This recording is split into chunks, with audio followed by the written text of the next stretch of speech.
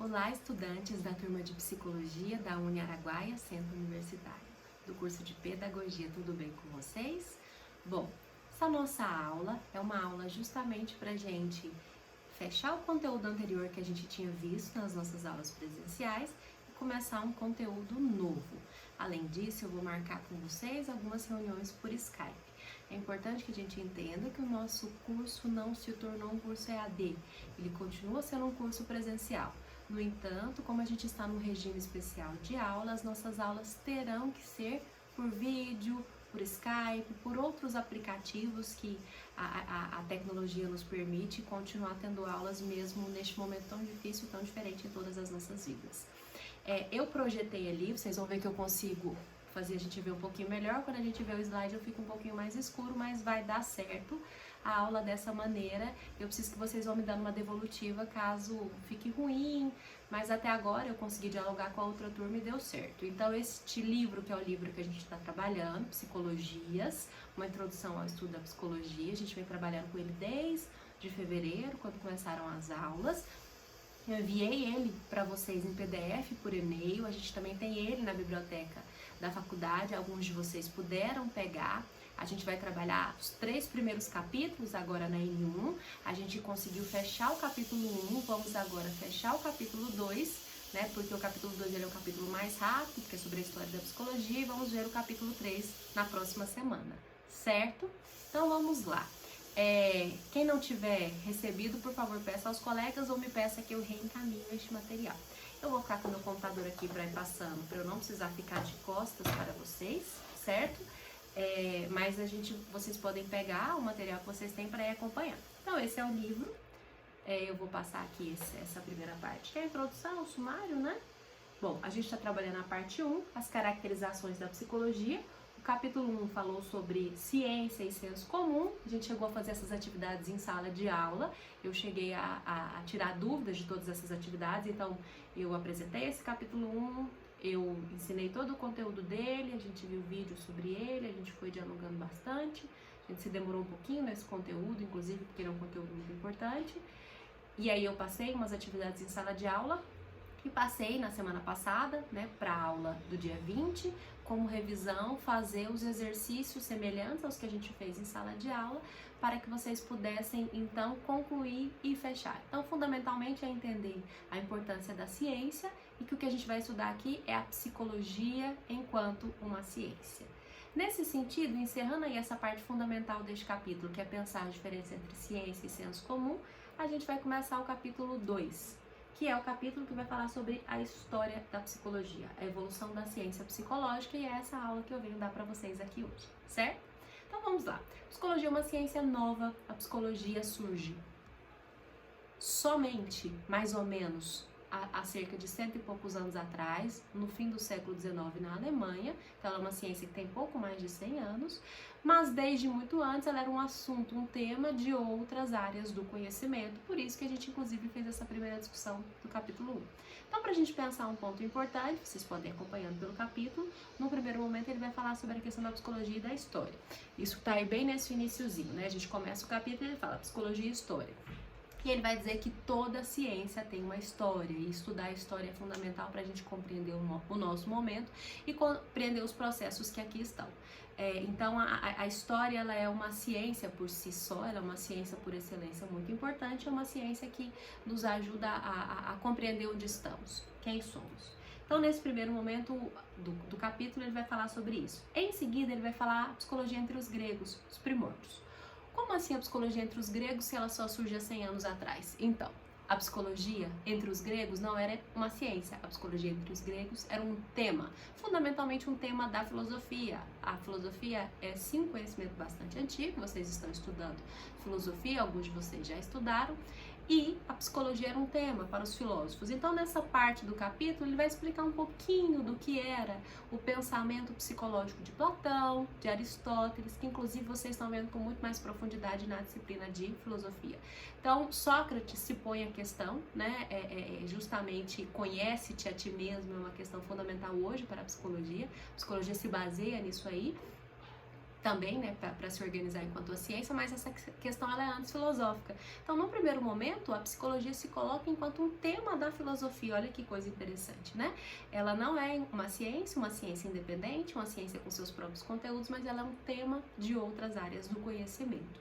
Então, lá na Grécia Antiga, a gente vai ter a psicologia vinculada à filosofia. É isso que vocês precisam saber desse momento.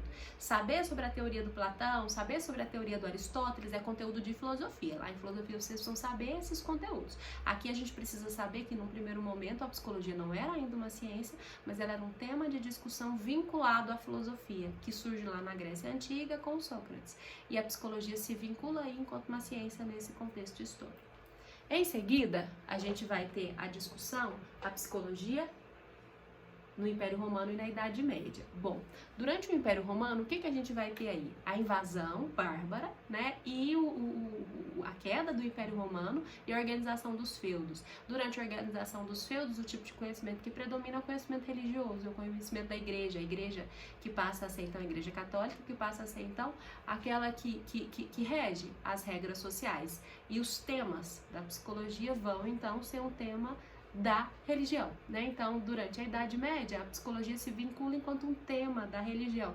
E a gente vai ter ainda dois importantes autores que vão se fazer questões e criar teorias que são apropriadas pela filosofia e pela psicologia, que é, no primeiro momento, Santo Agostinho e depois São Tomás de Aquino. Santo Agostinho com a patrística e São Tomás de Aquino com a escolástica. Isso também a autora Bock traz pra gente aí, explicando um pouquinho pra gente entender como é que a psicologia se vincula à igreja, né? A partir desses autores que trazem questões fundamentais pra gente pensar quem é o ser humano. E a parte que nos interessa propriamente, que o autor vai trabalhar aí, é a questão da psicologia no Renascimento. Por quê? É a partir da modernidade, da constituição, então, de um novo tipo de saber que vai possibilitar o surgimento da ciência, que a psicologia vai nascer enquanto ciência e vai fundar todas as teorias, que são as teorias que a gente vai estudar nessa disciplina. Então, no Renascimento há uma série de mudanças, como vocês vão poder ver aí no texto, mudanças como um novo tipo de conhecimento, mudanças na arte, a arte tem mudanças que envolvem tanto o seu conteúdo quanto a sua forma. Além disso, a gente tem mudanças na filosofia, a gente tem pensadores fundamentais como Descartes e outros tentando entender o conhecimento e o homem nessa relação com o conhecimento, né?